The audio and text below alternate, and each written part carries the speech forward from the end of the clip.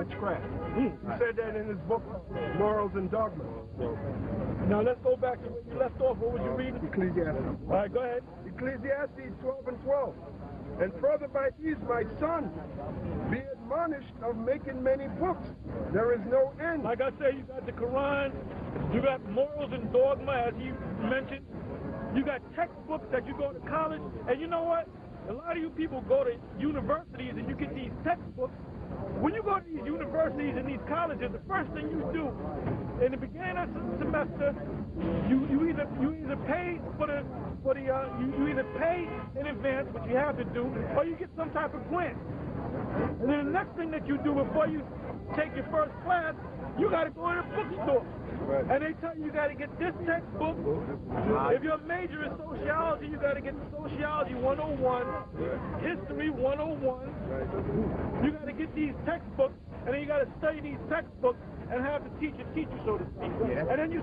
That's interesting, because I work in a bookstore, and a lot of the students come there, and all types of schools, top universities, and they can never find the book. The book is $200. And they complain about the price. Because it's all a racket, man. Yeah, it's all a racket. And it's, you know what? It's all a big racket. College and school is all a big racket. You know what proves that? Now you had this situation with the Mexicans coming over the border, right? They're saying that they're gonna make it a felony. If they catch a Mexican, you're gonna be convicted, or you're gonna be charged with a felony. A felony? So you always got some jackpot. Bonehead. You know, you always got some bonehead that's always got something stupid to say. Because these white people, and you know what, these white people, they really believe that they're gonna go on and on and on, man. They think that they really gonna go. They think they're gonna go to the. They think they're gonna have their grandchildren. They think they're gonna do good. Well, meanwhile, all these different Arab nations. See, when when the U.S. got gas, they pay for it in American dollars or Federal Reserve notes. It's not even American dollars. Now, right?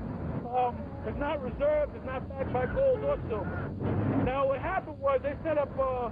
There was a thing called the EU, the European Union, what they used to call the European Community, where it was a conglomerate of 10 nations, all right, that gathered together, European nations.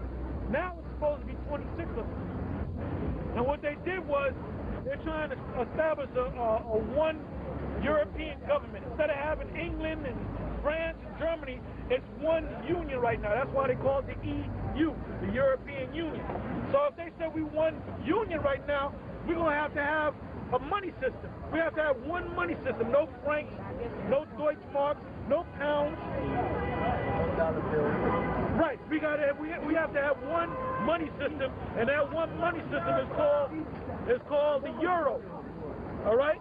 That's what it's called, the euro. So when they established the euro, at one time, the American dollar or the Federal Reserve note was stronger than the euro. But the euro is backed by gold. So guess what? Which is stronger? The euro is stronger than the American dollar.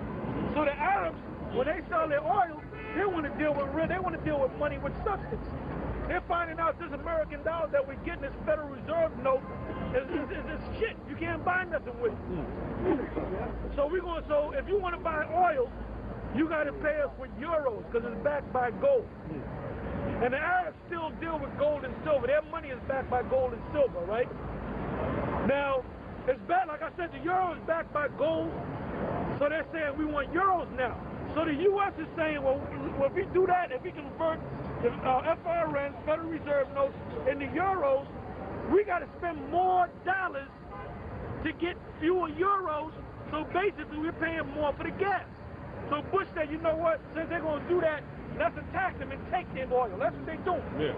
That's why they're over there in Afghanistan. That's why they're over there in Iraq dropping bombs on them now. And that's why they're getting ready and looking for an opportunity to go there in Iran. Because Iran's saying, we ain't dealing with your American dollar. So they're saying, okay, we're going to attack you for it, man. We're going to steal it. And you want to take our bullshit money, we're going to steal it. All right? Now, switching gears again, this situation over there in the Mexican border thing, I'm going to tell you what that whole thing is all about. First of all, going back to the money system, the Federal Reserve note.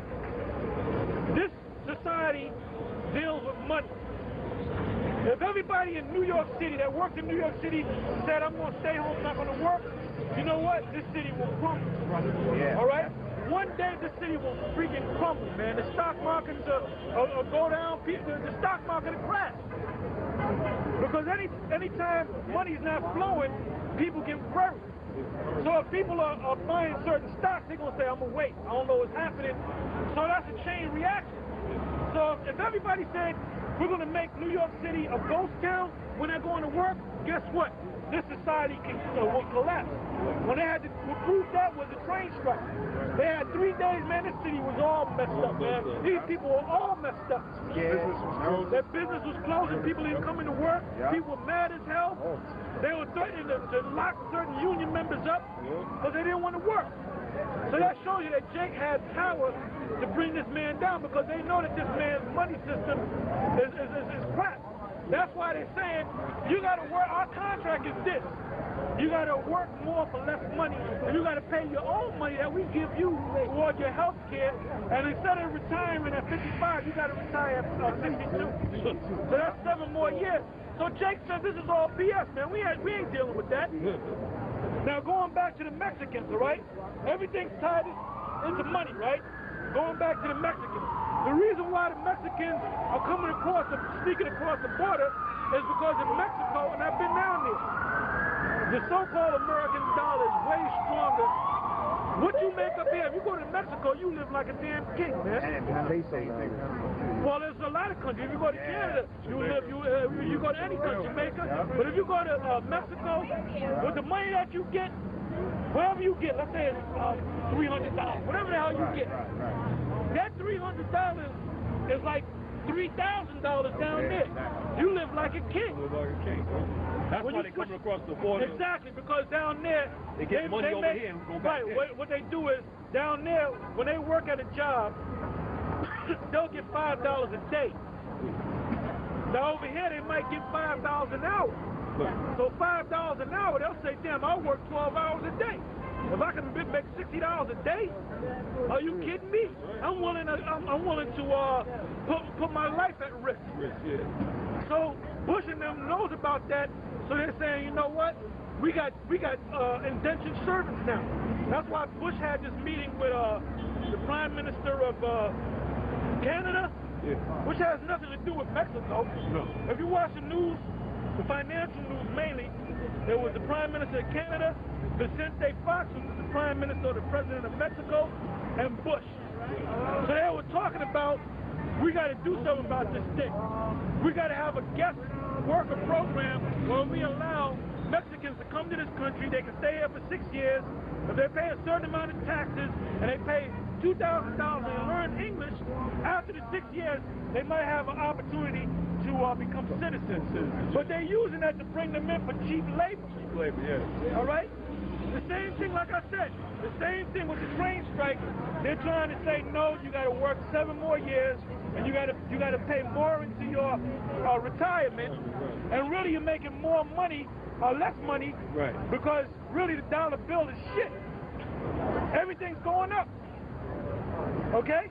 But this is the real reason behind why Bush wants to allow the Mexicans to come in here. Because like I said, like I've been saying for the last 3 or 4 weeks, they have this thing called the chip, and it's in the book of Revelation. Let's get that. Revelation 13, start the 16th verse. Because I got to speak on it. What they're going to do is, they're going to allow the Mexicans to come in there. Instead of making $5 a day, they're going to make $5 or $10 an hour. Now, that's not a lot of money. That's not a lot of money. But to a Mexican, $5 a day compared to $5 to $10 an hour, that's paradise. Yep. So when they come in here by the droves, they're going to say, okay, we got to set up an identification system. If you're a murderer, if you're a terrorist, if you're this, if you're that. And at the same time, like I said, that's why they had Vicente Fox, who's the Prime Minister of President of Mexico, and the leader of Canada come down there all together because they're planning on making a system where they're going to put chips in these Mexicans that come over here.